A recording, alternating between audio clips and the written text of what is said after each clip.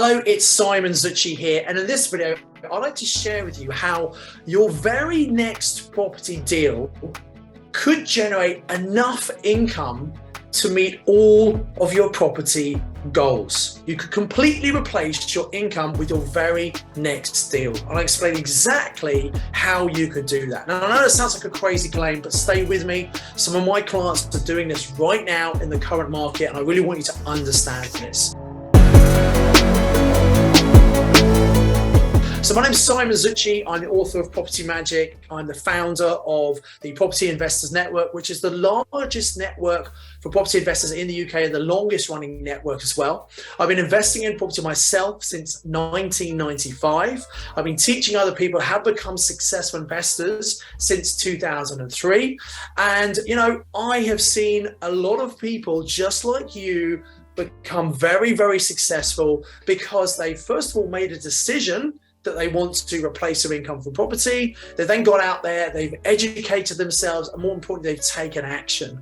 Now, sometimes when things happen in the economy and in the property market, this causes uncertainty and people aren't sure what to do moving forward. And one of the reasons I put together this 3-video series is to help explain what's happening right now and answer the fact that although there is a lot of uncertainty, that actually is an incredible opportunity for you if you know how to make the most of it. So as I said, this is video number 3. In video number 1, we talked all about, investing in property and why you should really be investing right now. And my biggest regret over the last 27 years is really not taking this seriously enough. When I first started, it was a side hustle. I had a graduate job.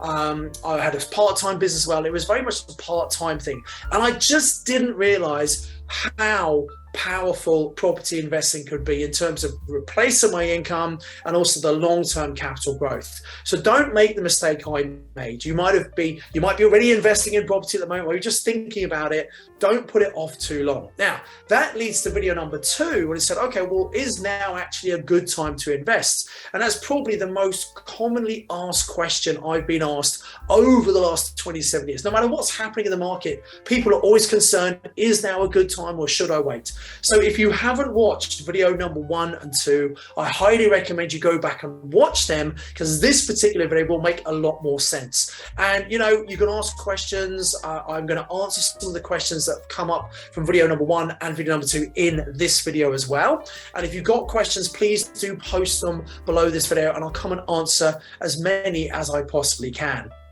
So I started off by saying your next deal could be enough to replace your income. And how is that even going to be possible? Well, what I want you to understand, and it's a little bit of content from video number 2, is that I don't think we're going to see a big market crash. I think we might see a little bit of a correction, but there'll be lots of landlords who are fearful that we could potentially see a crash. And so what this means is that they're going to have lots of landlords who've had properties for a long time. They've had great capital growth over the last 12 years. And because of the new legislation coming in, such as the EPC requirement for level C, a C rating by 2025, and they're getting rid of section 21, all these things coming in and interest rates going up, we're seeing more and more landlords than ever before saying, you know what, I think I'm going to retire, I'm going to come out the game. Now, I was asked a question in one of the other videos, someone typed a question, said, well, hang on, if all these landlords are retiring because it doesn't really work anymore, why on earth would we want to buy their properties? And that's a great question. Let me help you with that. Remember, most people historically would buy properties in their own name. That was the most tax efficient way to do it. But when Section 24 was introduced in April 2017, Section 24 is the way we're taxed as investors. There were some big changes. And what that meant was that actually owning property in your own name isn't so good if you have mortgages, which most investors do, and if you're a higher rate taxpayer. It means you pay a lot more tax. And a lot of property investors are high rate taxpayers. So they're getting less and less profit, paying more and more tax. And you can understand why many of them want to cash in on all the growth they've had over the last 12 years. So that's a trend we're seeing. And I run the Property Investor Network with 50 meetings around the UK, and we're seeing people on the ground, grassroots level, more and more investors are wanting to sell up. Now, you've always got people who are entering an industry and just starting off, people who are exiting an industry.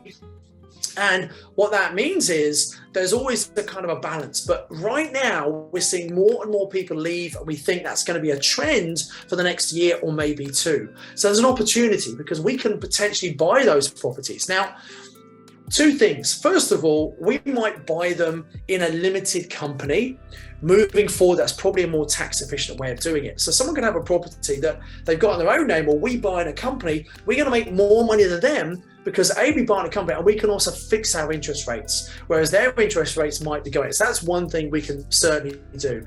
The other thing is, if landlords think the market's going to come down, they might be more flexible on the price. So we might get a better deal than the current value right now. So these are some of the reasons why, as long as the property works, and when I say that, you want to follow the rules that I have in Property Magic, the 5 golden rules. Rule number 1, we want to buy from motivated sellers who might be flexible on the price or the terms. We're looking for people who've got a problem, not so we can take advantage, but so we can help solve that problem and come up with an ethical win-win. Rule number 2, we only buy an area of strong rental demand. We know we must be able to rent the property out. Rule number 3, we must be able to make positive cash flow where it makes money every single month for us. Otherwise, don't buy it. It's not a good deal. Rule number 4, we're holding for long term. Rule number 5 is we need a cash buffer. Just wanted to quickly remind you about those. So as long as we're following those, particularly rule 2, 3, and 4, so we know we can rent it out, we know we're going to get cash flow, we're holding for long term. It doesn't matter if prices come down short term. But landlords who are fearful of the market potentially dropping as it did in 2009, they might be happy to give us very good deals. So this is why, even though I don't think the market's going to drop, it's the perception that it could drop, and that's what's going to maybe make landlords more flexible. Now, you also might think, well, do I really want to buy if it's going to drop? Remember, in the UK, we live on this island with a limited amount of accommodation and an increasing population. What that means is that there's not enough accommodation here. And over the long term, property prices will go up. Yeah, sure. Sometimes we have a correction. They've gone up too fast. They slow, they correct a little bit. We had that big crash, obviously, in 2009 because of the global financial crisis. But long-term property prices in the UK will continue to go up just because of supply and demand. I know that prices might seem very high right now. I agree, they do seem high. But when I think back to what property prices were in past years, and at that time I thought, wow, it's really expensive. If you're coming into the market or buying more, they always seem more expensive than they were before because prices go up over time. And that's going to continue. And with inflation at 10%, that also helps the value of our properties come up. So with that in mind, what can you do right now? You might say, well, Simon, how can I replace my income with my very next deal? Now, there are 2 ways you can do that. You can either buy a very big property, what we call a mega deal, that might be 10 bedroom plus, you're using it as HMO or service accommodation, etc. It will have a very, very high. And mega deals, a lot of my students do mega deals. They generate between £3,000 to £5,000 profit per property. So that's a big property you've taken on. The problem with that, often they might need a big deposit to put in. You might need commercial finance, which you may or may not be able to get depending on your experience. So that's a slight challenge with that. There is a better way that I'd like to share with you, and I want you to understand this is a real possibility for you, especially in the current market. And that is using the very powerful tools I touched on in the last video called purchase lease options. Now, as an experienced investor, you may well have heard about purchase lease options. You might have even used them yourself. But if you haven't actually done an option, I would suggest you don't know enough about it. So I'd really encourage you to open your mind. Now, I'm not going to make this video all about options. I've actually got some further complementary training if you want to learn more about options and how you can use them. But I want to give you enough to whet your appetite to understand just how powerful this can be for you in today's market. So let's assume we've got some landlords looking to sell their properties, and they want to sell them over a number of years, and actually they want to get away from the hassle. They don't want the bother anymore. So if a landlord wants to sell their property and they put all the property onto the market in one go, the problem with that is when they sell those properties, they're going to have a lot of capital gains tax to pay. And actually, when you sell a property, you've got tenants in there. Tenants sometimes get spooked and they move out and they want to go off. And if you put all your properties on and all your tenants moved out, you'd have a big problem because obviously, you've got no income coming in, you've got to pay your mortgages. So it's not good for a landlord to try and sell all their properties in one go. A better solution would be to phase the sale. So one this tax year, one next tax year, one the following tax year, phase them over a number of years. And that means that, first of all, if you were selling, you're not going to risk all your tenants moving out. Secondly, you can utilize your personal capital gains tax allowance each year. So phasing your sales is definitely a better thing to do. The only problem is you've got to stay around till you sell the last one, managing those properties. Unless another investor comes along and says, tell you what, I will agree to buy your properties from you over a number of years. And in the meantime, I'll take them on, I'll look after them, I'll be responsible for them. And they can do that using purchase lease options. So you've got to understand the benefit for the property owner, which is they get to walk away. They have no more hassle. They get the sales agreed over a period of years. They're minimizing their tax. It's really good for them. It's good for you as the investor taking those properties on, because you don't need deposits. You don't need mortgages. And because of that, it can be done much quicker. You could find a landlord right now. You could negotiate. And it takes a bit of time sometimes to negotiate. And some are more motivated than others. But once you've got a deal, you can get the deal sewn up and legally by solicitors in 3 or 4 weeks. That's much, much quicker than having to apply for a mortgage and get a mortgage evaluation, etc. It's taking months and months to buy properties. You can get it done in literally weeks if you're controlling them on an option. So in other words, you're going to pay the landlord a certain amount of money. Now, you're not going to give them the full market rent because you're taking on the hassle, you're taking on responsibility. You're going to pay them less than market rent. You're going to rent the property out and you're going to make a margin, a profit on that. Now, if they've got a portfolio of properties, one landlord could give you enough properties to completely replace your income. So it's one deal with a landlord, but it might be on multiple properties. And within that portfolio, there are going to be some properties that are better than others. So some you might want to hold on to, some you might not want, you might sell them on to other people. Now, if you want to sell deals, by the way, selling options are probably the easiest property to sell on, because whoever buys it, they don't need to get a mortgage. They don't need a big deposit. It's an incredibly powerful strategy. So this is what I really wanted to share with you in this video. There is a huge opportunity. There's always people looking to enter the market, people looking to exit the market, more people looking to exit than ever before. We can help those people with purchase lease options. I'm actively looking for purchase lease options myself. There are lots of landlords out there. And again, it's a numbers game. Obviously, options don't work for everyone. But for you to be able to use this properly, I really encourage you to come and check out our complimentary online training about it. So we're talking all about options, showing you exactly what is a purchase option, how can you use it. Now, this is really powerful if you want to be acquiring more properties and building your portfolio, or maybe like me, you've got a few properties that you bought over the years actually you don't want. Selling your properties on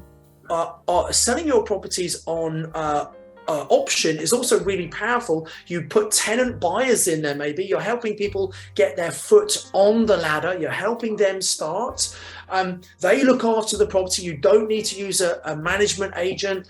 You're not doing any maintenance or anything. You can actually make more money renting your property to a tenant buyer than you could if you were just doing normal tenants. So whether you are buying or selling properties, purchase lease options are incredibly powerful strategies which you should know about and which you should be using in your portfolio, in your toolbox, sorry. A lot of people don't really understand them.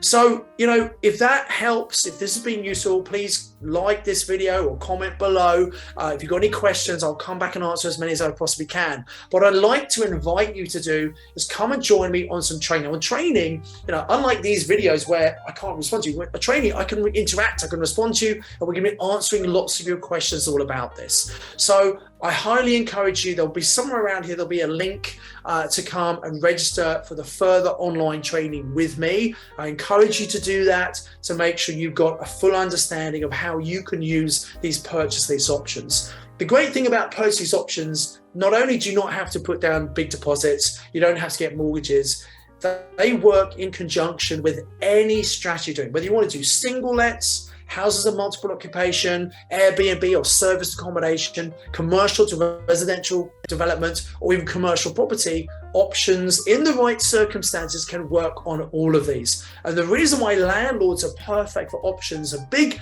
criteria, a box you need to tick to make sure an option is an appropriate tool to use, is that the owner of the property, the seller, doesn't need the money now. Let's think about it. If someone wants to sell a property because they need the cash, well, it's probably not going to work for them to sell you something in 5 years' time. But if they don't need the money, it's just going to go and sit in the bank. You can actually give them a better return on that money than they would get otherwise. And imagine this. Once you understand how to do this, you get out, start looking for landlords. If you find a landlord who wants to get rid of all their properties and is in your area, they're the properties you want, this could be the perfect solution for them and the perfect solution for you. So your very next deal could be enough to completely replace your income. Imagine the time you are going to save.